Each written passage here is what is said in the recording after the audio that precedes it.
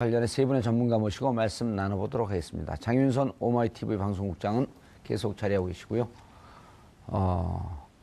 어제 어저께 다른 방송에서 제가 소개한 거 들었나요? 이지아 변호사님? 못 들었습니다. 유죄 전문 변호사. 네? 유죄 전문 변호사. 기분 나빴어요? 아니, 이거 소수 의견이니까. 이지아 변호사의 견해를 인용합니다. 자, 이지아 변호사 자리하셨습니다. 인사하시죠. 안녕하세요. 예, 아니요, 안녕하세요, 여기 왜 이지아 거기서 인사하세요? 저는 이 변호사님께 공식적으로 다시 한번 인사를 드립니다. 요즘 개그 프로 많이 보시나 봐요. 네, 그럼요. 예, 최영일 평론가님 자리하셨습니다. 안녕하세요. 예. 자, 방금 속보 들었는데 취재를 못 하셨네. 네, 취재를 못했는데 사실은 카톡도 안 왔어요? 카톡은 와 있습니다. 네. 생방송이 가능하다는 카톡이 와 있습니다. 생방송이? 네, 그러니까 10일 무슨 오전 11시, 그러니까 어제 그 헌법재판소 출입기자단에게 그 공보관이 보낸 바에 따르면 그 각사 한 대씩 생방송 카메라가 들어올 수 있도록 허용한다는 거고요. 그래서 10일 오전 11시 헌법재판소의 선고 장면을 전국에 생중계할 수 있게 됐습니다. 야, 10일 오전 11시. 네. 자, 이제 이 정도 하면 또 우리 그 초기 발달한 이제 오신 이재화 변호사님. 그 생방송에서 카메라를 그 언론사마다 한 대 들어가는 거는요, 계속 이렇게 촬영을 할 수 있는 것은 아니고, 처음에 시작할 때, 사진을 재판관들 사진을 찍고 다 퇴정을 시키고요. 한 대만 풀. 풀로 기자. 해서 예. 풀로 이렇게 하는 겁니다. 정당해산 사건에서도 그렇게 했죠. 대한민국의 헌재 변론의 가장 전문가죠. 통합진보당 해산. 아니, 뭐꼭 그런 건 아니고요. 그럼 또 누구 더 나은 변호사 누가 있어요? 다음에 그분 부르게. 예, 저 의미를 얘기를 좀 해주세요. 2시간 40분 동안 평의를 했는데. 오늘 사실은 예. 뭐 오늘 평의하기 전에 여러 가지 썰이 난무했었는데요. 일부 뭐 2명이 기각 의견이다. 그 다음에 뭐 2명이 끝까지 3월 13일 이전에 선고일을 잡지 못하게끔 하지 않느냐. 방해를 하고 있다든지. 뭐 이런 설이 있었는데 저는 뭐 그렇지는 않을 거라고 봤고요. 그러니까 탄핵 사유가 이제 헌법재판소에서 정리한 게 5가지 사유잖아요. 첫 번째 사안, 두 번째 사안이 각 탄핵 사유가 되는지를 8명의 재판관들이 합의를 하나씩 해 나가야 됩니다. 아하. 그 부분에 견해가 나뉠 수도 있는 거고. 이제까지 평의를 오래 했잖아요, 근데. 그러니까 평의를 하면서 하나씩 최종적으로 점검하는 자리죠. 예. 그리고 경우에 따라 그러거든요. 1이안에 대해서 자체적으로 독립적인 탄핵 사유는 해당하지 않지만은 전체적으로 묶어서는 탄핵 사유로 본다는 견해도 있는 거고, 개별적으로 다 탄핵 사유가 된다고 보는 거고, 예. 저는 이제 세월호 7시간 문제 부분은 좀 견해가 달릴 것 같고요. 그 자체로 독립적으로 탄핵 사유로 보는 재판관들도 있고, 그 자체로는 미흡하지만은 다른 뭐 국민주권주의 위배, 법치주의 위배와 결합해서 탄핵 사유로 보는 견해도 있을 것 같아요. 예. 그래서 시간이 많이 걸린 것 같아요. 아마 오늘 그 평이 끝나고는 본격적으로 이제 사실상 추가적인 평의는 별로 없을 거고요. 판결문을 쓰겠죠. 예. 그런데 판결문을 인용과 기각 두 개를 써놓는다는 게 저희는 잘 이해가 안 되는데요. 최평론가님 이해가 그게 되세요? 이해가 됩니다. 왜 그러냐면 그래요? 이 인용과 기각을 지금부터 쓰는 게 아니라 애초에 평이 시작할 때 이 예. 재판관들이 각자 2개를 쓴 게 아니고요. 헌법 연구관들에게 나눠줍니다. 자, 기각 입장으로 지금까지 정리된 팩트 중심으로 내용을 한번 써봐라. 인용 중심으로 써봐라. 이 이유가 뭐냐면 예. 외부로 정보가 흘러나갈 것에 대한 대비이기도 해요. 왜냐하면 인용으로 썼어요. 기각으로 썼어요. 이게 말이 흘러나가면 예. 인용인가 보다, 기각인가 보다. 이게 사태가 복잡해지거든요. 그래서 경우의 수 A, 경우의 수 B를 다 준비를 시켜놓고 재판관은 그 2개를 다 쥐고 있는 거죠. 예. 그리고 본인이 다 다듬지 않겠습니까? 그렇죠. 본인의 이름을 집어넣는 판결입니다. 그래서 여기에 대해서 나는 기각이다, 나는 인용이다, 혹은 각하인 경우에는 뭐 판결이 필요 예. 없죠. 이런 경우를 정리해서 쥐고 있다가 마지막 이제 표결로 결정이 되는데 지금 말씀하신 대로 평의가 좀 길었다고 생각 안 해요. 오늘까지 평의가 7차예요. 27일 날 최종 변론 종결됐고요. 28일에 1차 평의가 시작됐습니다. 예. 그 사이에 3.1절 쉬었죠. 주말 쉬었죠. 집회 있었죠. 출근해서 평의 오늘까지가 준비했죠. 7차인가요? 7차. 정확히 그건- 그런데 네, 근데 맞습니다. 어제를 한번 보세요. 어제를 보시면 평의가 오전에 있기로 했다가 오후로 밀렸다. 왜 그러냐? 오전에 하면 점심시간이 걸려서 2시간밖에 못 하니까 오후에 시간을 충분히 갖겠다는 의미다. 그랬는데 4시에 오후에 끝났잖아요. 1시간 하고 예. 끝났어요. 그러니까 뭔가 이상하니까 어제 오늘 굉장히 민심이 요동쳤습니다. 불안하고 이 사설 정보지 막 돌아다니고 기각설 난무하고 그랬는데 지금 오늘에 와서 결정됐을 때는 저는 내용적인 난상 토론이냐, 이 기각과 인용에 대한 그렇지 않고 형식 논리적인 측면이냐, 우리 최선을 다하는 모습을 보이기 위해서 13일에 평결하고 발표하자 이거냐, 아니면은 10일에 하자 예정대로 이거냐, 혹은 이정미 재판관 퇴임은 퇴임대로 하고 판결을 내려놨다가 3월 14일에, 왜냐면 3월 14일은 화이트데이 아닙니까?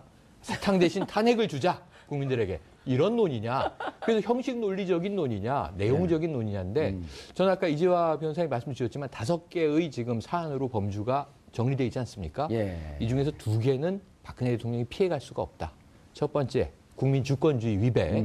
이건 누가 봐도 어쩔 수가 없어 보여요. 두 번째는 직권남용이에요. 예. 이것도 어쩔 수가 없어 보여요. 세 번째, 언론자유 침해, 언론사 사장 잘랐다? 예. 글쎄요, 이건 좀 다툼이 있고, 그 다음에 이제 세월호 생명권 보장 문제, 이거 좀 다툼이 있어 예. 보이고, 뇌물죄는 제가 보기엔 아주 심증이 강한데, 특검에서 이걸 기소할 사항이기 때문에 뇌물죄를 인용하기가 조금 애매해 보입니다. 헌재 입장에서. 이 세 개를 제외하더라도 제일 1순위, 2순위만 가지고도 포괄적 탄핵 사유가 된다라고 봤을 가능성이 높고요. 예. 마지막 남은 과제는 이제 몇 대 몇이냐 이거죠. 예, 알겠습니다. 뭐 하나 좀 이재화 변호사님, 저 보충- 주장을 인용하겠어요, 기각하겠어요? 수정 보완. 예. 수정보완이. 우리 최평론가님. 예? 네. 네. 그 각하 판결한 경우에도 예. 아, 판결을 판결문을 한다. 써야 되니까요. 아, 왜, 그렇죠, 그렇죠. 왜 각하를 하는지를 설명을 해야 되니까 그렇고 예. 재판연구관들이 별도로 주문한다는 거는 그런 의미입니다. 그 헌법재판관님이 이런 관점에서도 한번 리서치를 해봐라, 검토를 해보라고 해서 하는 거지. 예. 그 자체가 판결문의 기초가 되는 것은 아니고요. 예. 그러니까 기본적으로 그 말하자면 주문을 해요. 재판관님이 이제 전속 재판관, 그 연구관도 연결해서 연구관들에게. 여러 관점에서 한 검토를 해보라 그러면서. 근데 이제 최종적으로는 재판관님이 직접 수정을 하고 보완도 하고 그렇게 하는 거죠.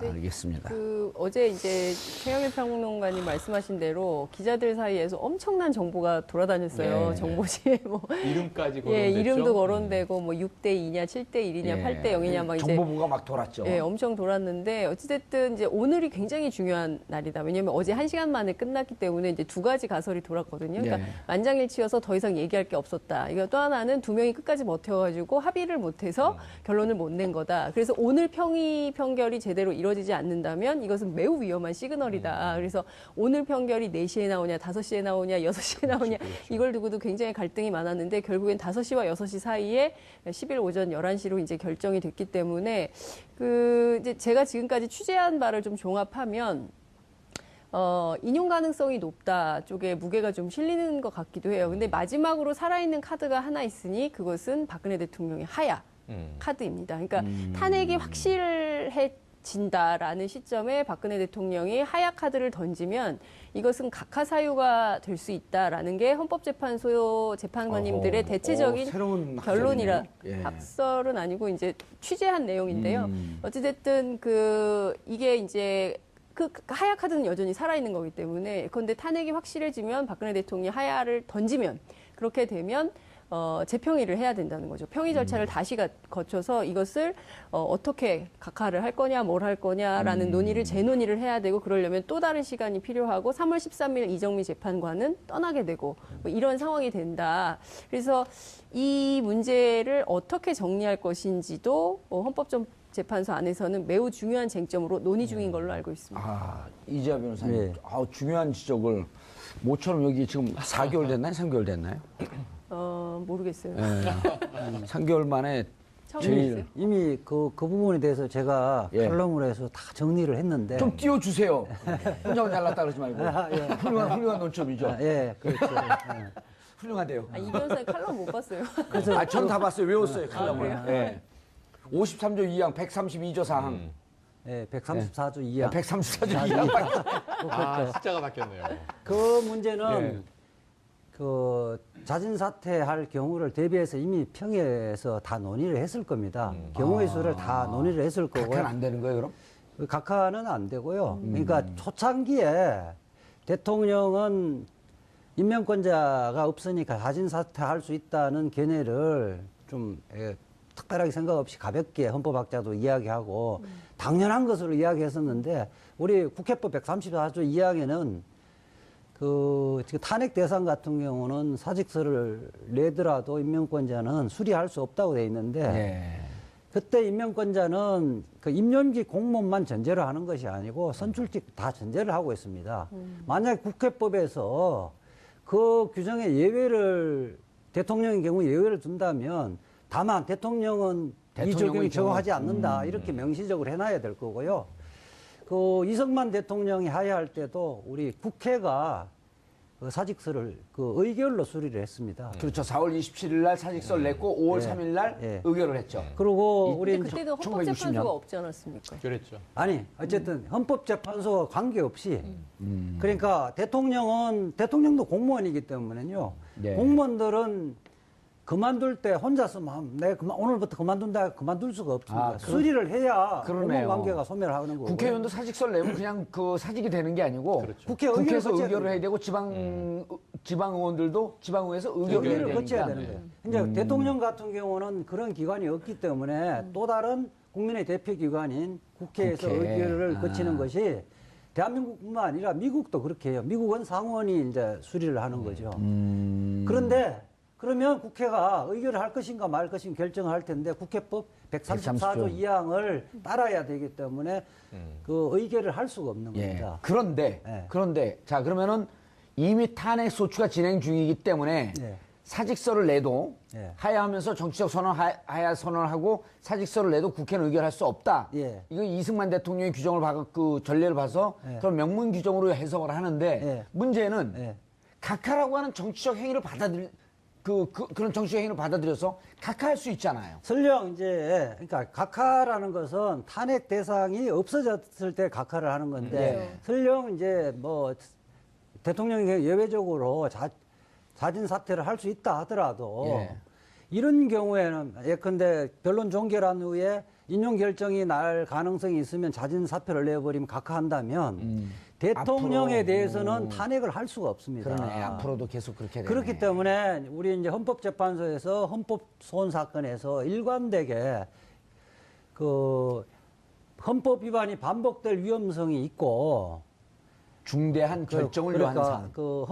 무엇이 헌법인가에 대해서 헌법적 해명이 기묘한 때는 헌법적 해명이 기념할 이런 때. 경우에는 종국적 판결을 한다는 것이 이제 일관된 헌법재판소의 판결입니다. 예. 대표적인 게 서울시 광장을 차벽으로 다 둘러쌌잖아요. 예. 그런 경우에는 집회가 끝나버리면 사실은 재판받을 필요가 없잖아요. 과거의 문제에 대해서 재판받을 필요가 없는데 그 부분에 대해서도 집회가 끝났지만은 이 부분에서 헌법적 해명이 기묘한 때에 해당한다 이래서 그것은 헌법 위반이다. 차벽을 설치를 하는 것은 국민들의 일반 통행권의 자유를 침해하는 것에서 그러니까 헌법 위반. 2009년도에 박주민 당시 변호사가 냈던 거죠. 그렇죠. 그 이후에도 그 선례는 계속 법리는 계속 적용되어집니다. 예. 그렇게 되기 때문에 설령 이미 변론 종결하고 심리를 다 끝난 상태에서 박근혜 대통령 자진 사퇴하더라도 종국적인 판결을 합니다. 종국적 판결을 해야 된다. 네. 그런데 최용일 네. 평론가님, 최후 의견서에도 나왔지만 네. 어렸을 때 부모님을 여의시고 네. 불쌍하잖아요. 그렇죠. 그런데 각하할 가능성은 없을까요? 저는 각하 가능성이 지금 우리 장 기자님 말씀과 이 변호사님 말씀 사이에서 저는 그냥 국민 대중의 일반적 상식 시각으로 예. 두 가지가 지금 충돌하는 거예요. 왜냐하면 하야를 받아줄 수도 있다. 둘을 싸붙이는 거예요? 이게 헌재 입장에서는 예. 정치적인 문제로 예를 들면 지금 대통령 대리인 측과 이 예. 일명 태극기 집회, 보수 친박 집회죠. 집회, 예. 이쪽에서 보면은 계속 이제 각하 얘기를 하고 있으면서 뭐 닉슨 사례부터 해외 사례를 다 이제 주워 섬기고 있는데 여기 보면 닉슨도 지금 이제 미국의 경우에는 헌재가 없고 상하원으로 돼 있는데 그렇죠. 상원에서 결정을 하잖아요. 닉슨이 다음날 상원에서 탄핵이 유력시되는 상황에서 전날 하야해버리잖아요. 예. 2년 동안 질질 끌다가. 그래서 하야 사례가 해외에 있어요. 선진국들의 민주제도를 도입한 국가에. 이런 것들을 계속 인용을 하고 있어요. 김평우 변호사 등. 그럼 우리나라의 경우에도 자, 이 정치적인 행위에 대해서 대통령의 하야를 받아준다. 지금 오늘도 정보지가 돌고 있는 게 오늘이나 내일 대통령은 인용이 유력할 경우 하야를 발표할 수 있다. 이 얘기가 나와요. 그럼 하야를 발표하면 이게 또 두 가지 설로 갈립니다. 하야를 한다. 두 번째는 하야를 선언하는 순간 그러면 헌재는 각하를 한다. 그 다음에 하야를 번복한다. 그럼 어떻게 할 거냐? 그거는 2주일 전 정보 그러니까, 보고인데. 예, 말도 안 되는 이제 예. 코미디의 가설이 또 하나 이제 따라붙어 있는 거고요. 예. 파생해서. 두 번째로는 이런 게 있더군요. 탄핵이 기각된다. 기각될 가능성도 남아 있는 건 사실이죠. 내일 모레 오전 그렇죠. 11시 발표할 텐데 만약에 5대3 정도로 기각되는 경우에 기각된 직후에 대통령은 하야를 선언한다.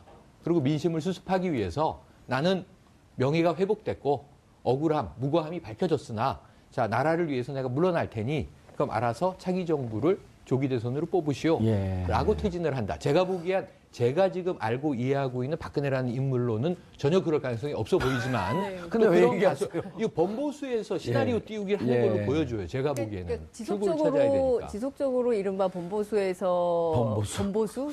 좀 표현도 그런데 하여튼 그 기각을 요구하는 진영에서 예. 그러니까 대통령 측 대리인에서 계속 이제 기괴한 논리를 동원해서 여러 정보지를 뿌려대고 띄우는 있죠. 예, 뿌려대고 있고 사실은 그 6대2 설도 이게 좀 만들어진 가설이다라는 얘기가 굉장히 많아요. 그러니까 정확하지 않은 정보를 토대로 그 정보지를 돌리고 있다. 이제 이런 얘기가 있는데요. 이제 중요한 것은 헌법재판소가 10일 오전 11시로 원래 뭐 오후 2시에 한다면서요. 근데 이제 오전 11시로 좀 기일을 땡겨서 잡은 가장 큰 이유는 이를테면 대통령에게 하야의 기회를 주지 않으려고 하는 측면도 있을 것 같고요. 왜냐하면 13일 이후에 하게 되면 이정미 재판관이 퇴임 이후기 때문에 헌재 판결할 수 있는 인원이 7인으로 줄어들기 그렇죠. 때문에 재판 자체가 어려워지는 거잖아요. 그러니까 그거를 줄이기 위해서 10일 오전 11시로 이미 땡겨서 잡은 거 아닌가라는 판단도 가능한 것 같고요.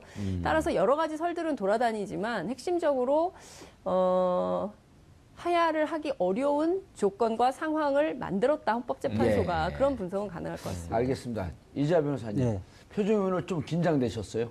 가슴이 심장이 좀 떨려요? 기분이 좋아서 그렇습니다. 아, 저는 그 기분이 왜 좋으세요? 기각, 인용 어느 쪽도 아니기 때문에 전 중립이거든. 심장이 좀 떨려요. 네. 10일 날 하여튼 11시 30분 정도 되면 예. 박근혜 대통령이 민간인으로 돌아오고 어떻게 기각이 인용이 되면 바로 나오나요? 그러니까 심사 시간을 주나요? 헌법재판소의 그 탄핵 결정은 적시 효력이 있습니다. 주문을 낭독할 때 적시 효력이 있기 때문에 그 순간부터 민간인이 되는 겁니다. 제가 좀 정리를 하면 27일 날에 변론 종결을 했다는 이야기는요. 3월 13일 전에 선고하는 것을 다 합의를 했던 겁니다. 아, 8명의 재판관들이 그래서 합의가 안 됐을 때는 27일 날 변론 종결을 할 수가 없었던 겁니다. 그래서 참 기자들은 그 헌법재판소 생리를 몰라서 너무 상상력을 펼친 것 같고요. 장윤선 기자를 제외한 기자들. 그렇죠. 그렇게 해주세요. 그리고 아까 막 각하설 또 근거가 없는 거지요. 예. 헌법재판소가 사실은 정치적인 소명이 있는 게 공론 분열 부분을 종국적으로 마무리를 해야 됩니다. 여기서 각하를 하고 본안에 대한 판단을 하지 않으면 양쪽이 다 난리가 나죠. 거리에서의 정치적 정쟁은 끝이 없어요. 이렇게 되시면 헌법재판소가 제 기능을 못 하는 겁니다. 그래서 아까 판결을 했던, 제가 인용을 했던 헌법적 해명이 기묘한 사안에 해당된다 할 때 어떤 형태든 간에 헌법재판소가 무책임하게 피해가지는 않을 겁니다.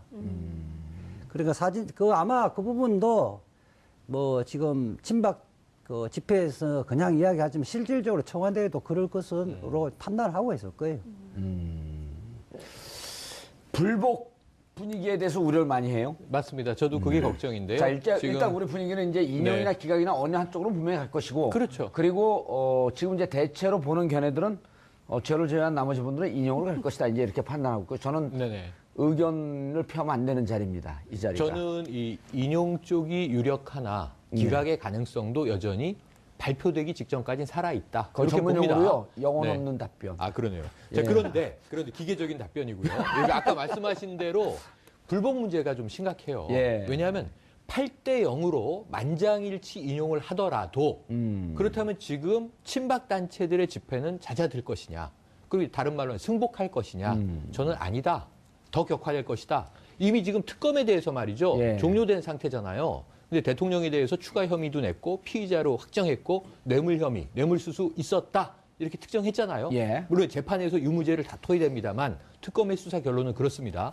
근데 김평우 변호사가 헌재에서 대통령 대리인이잖아요. 예. 법조인인 분이잖아요. 근데 이분이 나와서 또 하는 얘기 뭐냐면 특검을 어디다가 비유하냐면 히틀러, 나치의 게슈타포 또는 중국의 홍위병, 중국 혁명기에 무섭네요. 네, 이렇게 그러니까 비유가 극우와 극좌를 다 갖다가 다 그냥 여기다가 몰아내고 있어요. 그렇게 보면 헌재가 대통령을 파면했다. 탄핵이라는 게. 그러면은 이분들은 승복할 것이냐 조용히. 아, 이제 최고의 헌법을 해석하는 권위기구에서 결론을 내렸으니 이제는 우리가 그동안은 기각을 위해서 노력을 했으나 이젠 탄핵이 확정된 마당에 우리는 이제 물러섭시다. 안 그럴 것이라는 거예요. 저는 아마 이 말씀하신 대로 즉시 직무정지가 된 대통령이 짐을 싸서 나오는 순간 네. 삼성동 사저로 가지 않고 집회로 달려갈 수도 있겠다 이런 생각을 해봅니다. 오. 그럼 이게 뭐냐면 이게 그동안 잠깐 이야기했던 선동하시는 것 같은데. 내란이라고 주장했던 것 이것이 또 가시화되는 것은 아닌가 하는 우려. 왜냐하면 무서워요. 요즘에 그런 분위기가 얘기 하지 마세요. 흉흉하거든요. 예. 이때가 이제 정봉주 의원이 나서 주셔야 될 때죠. 저는 왜 싫어요. 운동을 하셨어요? 그럼? 견해를 좀 달리 하는데요. 예. 이제 우리 이제 일단 최영일 평론가의 주장을 기각합니다. 사견으로. 정당 해산 같은 경우는 사실은 우리 국제적인 기준에 맞지 않는 판결을 했었잖아요. 그리고 실질적으로 정당 해산 같은 경우는 지금도 보면 정당에 문제점이 많다고 생각하는 사람이 더 많아요. 국제적인 기준에 보면 뭐 더 그렇고 그럼에도 불구하고 헌법재판소에서 결론을 내렸고 실질적으로 불복 수단이 없기 때문에 통합진보당 같은 경우 당원이 10만 명이었잖아요. 네. 그러면 2주를 넘어가지를 못해요. 아, 경험이 있으시구나. 예. 그리고 뭐 저 같은 통합진보당 당원은 아니셨잖아요. 당원은 아닌데 소송 대리인인데 저희들은 사실은 제가 이제 국제 그 신문 국제 그 언론하고도 인터뷰도 주로 많이 했었는데 부산국제신문이 아니면 아니, 인터내셔널. 전국 인터내셔널. 예. 근데 보면 사실은 기자들도 뭐 이해를 못하는 판결이라고 생각을 했던 거고 그럼에도 불구하고 예. 우리 지금 우리 국내 여론은 한 2주 정도 되지면 관심이 없어요. 수용을 할 수밖에 없는. 그렇기 때문에 그리고 아까 김평우 변호사님들 이런 거는 아주 독특한 견해시고 그 하여튼 상식적으로는 이해가 안 가는 사람인데 그분의 견해를 다른 사람 몇 명 있겠어요. 그러나 이제 뭐 이렇게 논평은 즐겁고 재미는 있어요. 아니요. 그런데 지금 이게 제가 농담을 좀 섞긴 했지만 예. 이 변호사님은 정말 제가 보기엔 신사세요. 승복하실 줄 알고 법적 절차에 의해서 판결이 내려지면 그게 그 시점에는 부당하더라도 우리가 뭐 다른 물리적 수단을 쓸 수는 없지 않느냐. 예. 통합진보당 해산 이후에도 재심 청구를 했잖아요. 각하되지 않았습니까? 이번도 마찬가지 흐름으로 갈 텐데. 기각됐습니다. 기각됐죠. 제가 오늘 대한문 앞을 지나왔는데 그 앞에서 이렇게 탄핵 기각, 탄핵에 반대하는 이 집회에 차량이 서 있고 확성기로 지나가는 사람들이 뭐라고 항의를 하잖아요. 시끄럽다고. 그럼 이 빨갱이들은 다 갈아 죽여야 된다라는 험한 얘기를 하면서 경찰들이 앞에서 막고 있는데 안하무인 요지부동이에요. 이게 통합진보당 사태 때 진보당원 10만 명. 이 사람들은 제가 보기에는 무슨 폭동 세력 아니지 않습니까? 그렇죠. 지금 박근혜 대통령의 탄핵은 절대로 문제가 있다. 이게 문제가 이제 탄핵이 되면 빨갱이 세상이 터진다. 뭐 이렇게 생각하는 정말 좀 극우적인 사고에 젖어 있는 분들이 예. 박근혜 대통령에 대한 마지막 지지율 4%였잖아요. 예. 이 탄핵 가결 직전에. 그리고 지금 한 15% 여론이 탄핵 반대. 근데 이분들이 다 아까 말씀하신 독특한 분들은 아니고 이 중에 한 4, 5%가 문제가 좀 심각한 분들이라고 하면 이들이 인구가 250만에 달하는 거예요. 예. 이게 진보당원 10만 명하고는 또 이 규모가 달라요. 그래서 저는 굉장히 좀 이 승복의 문화를 좀 정말 두 주로 전 사그라지지 않을 거라고 봅니다. 근데 이제 저는 그러니까 그래서 법치주의가 작동돼야 된다고 생각을 하는 예, 겁니다. 그러니까 예를 들면 맞습니다. 오늘 아침에 그 원로 변호사인 법조인인 그 박찬종 변호사가 왜 소요죄로 다루지 않느냐라고 비판을 했습니다. 그러니까 뭐냐면 사실상 저기 그 주경수 그 특검집 앞에서 뭐 야구방망이 예. 들고 하거나 무슨 뭐 그러니까 온갖 그 무슨 뭐 피바다 뭐 예. 별 소리를 죽창까지 죽창에 뭐 태극기 매달고 막 이런 것들에 대해서 왜 소유죄로 다루지 않느냐 정말 이해할 수가 없다. 이제 이런 얘기. 진짜 왜 안 다루죠 그거를? 그러니까요. 그렇기 때문에 이럴 때는 정말 사법권을 발동해서 그렇게 폭력시 저희도 이제 그 취재를 나가 보면요. 너 어디야? 뭐 오마이야 뭐 발로 걷어차고 뭐 마이크 뺏어가고 카메라 밀고 기자들이 굉장히 많이 다쳤습니다. 근데 그런 폭력적 상황에서 경찰들이 적극적으로 그분들을 말리지 않아서 또 다른 논란을 낳고 있어요. 예. 그래서 이게 뭐냐면 법치주의 국가 그리고 또 민주 국가에서 폭력이 난무하는 것을 그냥 그 방임해서는 안 되는 거 아니겠어요? 그러니까 예. 이것은 당연히 계속적으로 소요나 이런 걸 일으킨다면 당연히 법률로 다스려야 되는 문제인 것이고 이분들이 이제 사실 그 예산이 어디서 나는 것인지 그러니까요. 그리고 이제 그게 뭐 물론 이제 뭐 자발적으로 참여하고 뭐 미국 시민권자들이 와서 성조기를 흔들고 뭐 이렇게 하지만 그 미국 성조기와 태극기를 같이 흔드는 바람에 중국의 가짜 뉴스가 또 횡행하고 있는 거 아니겠어요? 그래서 그것 때문에 혐한 감정, 반한 감정이 생기는 요소가 사드 되는 배치하는 걸 뭐 찬성하는 그렇죠. 듯이. 찬성하는 듯이 사드 배치 찬성 집회를 저렇게 미국과 한국이 함께 하고 있으니 이렇게 문제를 삼는 웨이보에 그런 거 막 떠돌아다니고 있는 거잖아요. 그렇기 때문에 이렇게 혼란을 부추기는 세력을 그냥 두고 그러니까. 이것을 똘레랑스로 통합적 관점으로 끌어안아야 된다. 이것은 아닌 것이죠. 예. 이것은 법률로 다스려야 된다. 이렇게 말씀드릴 수 있을 것 같습니다. 알겠습니다. 그 이재하 변호사님, 네. 제가 네. 예를 들어갖고 좀 억울하다 그래서 네. 집회 신고를 내고 네. 삼성동 그 MBC 앞에 가갖고 네. 죽창을 휘두르고 네. 야구방망이 휘두르고 우리 지지자들하고 한 40~50명 모였고 죽여야 된다. 이러면 저 어떻게 될까요? 바로 구속이죠. 그러니까 지금 어쨌든 탄핵 인용 여부니까 탄핵의 종국 결정이 나기 전에는 예. 사실은 지금 검찰이나 경찰이 사실상 많이 이제 법 적용을 안 했단 말이에요. 근데 탄핵 인용 결정돼지면 엄격하게 적용했죠. 적용을 할 겁니다. 그리고 또 경찰청장이 줄도 잘 쓰는 사람 그렇게 아니에요? 하고 실질적으로는 지금 현재 친박 단체 집회가 어떻게 보면 내란 선동은 분명한 것 같고요. 소요죄 좋네. 이렇기 때문에 지금 인용 결정이 났음에도 그렇게 이야기하면 내란죄나 내란 선동이나 소요죄는 적용을 할 수밖에 없죠. 그렇게 되면 우리 법치주의가 마비되고 있거든요. 탄핵 인용 기각 여부가 결정이 나게 되면 이제 그 경찰이나 네. 검찰이 신속하게 움직이겠다. 그렇죠. 표현의 자유나 집회의 자유를 한계를 뛰어넘은 거니까요. 넘는 예. 경우에는 법으로 다스려야죠. 지금 한 일례로 아까 예. 뭐 이제 헌재에서의 통합진보당 판결 예로 들었습니다만 그와 병행해서 별도로 다뤄진 건인데 예. 이석기 당시 통합진보당 의원이 지금 감옥에 있잖아요. 그렇죠. 9년형입니다. 예. 내란 선동, 내란 음모였는데 조직적 실체가 없다고 해서 내란 음모는 강하게 밀었지만 무죄가 됐잖아요. 예. 결국. 그럼 내란 선동은 유죄로 지금 9년이에요. 그럼 그때 뭘 했냐를 다시 복귀해 보면 200명 당원들이 모여 있는 행사에서 강연을 한 거 아닙니까? 예. 거기서 뭐 한자로 권총 사상을 얘기했느니 뭐 이북식 뭐를 뭐 했느니 하고 이제 400여 개의 녹취가 존재했는데 그 녹취 대부분은 아시지만 대부분 다 이게 잘못 오기된 것으로 정정이 됐으나 예. 내란은 뭐 무죄에도 불구하고 내란 선동으로 9년형을 받았으니 그럼 지금 이야기 지금 이분들은 더 세요. 더 세죠. 더 무서워요. 수만 명, 수십만 명 모여서 폭력적인 언사를 지금 내뱉고 있고 예. 실질적 협박을 가하고 있지 않습니까? 그럼 여기에 대해서는 법적 처벌이 어떻게 돼야 형평한 것이냐? 우리가 문제 제기를 아니할 수 없습니다. 예.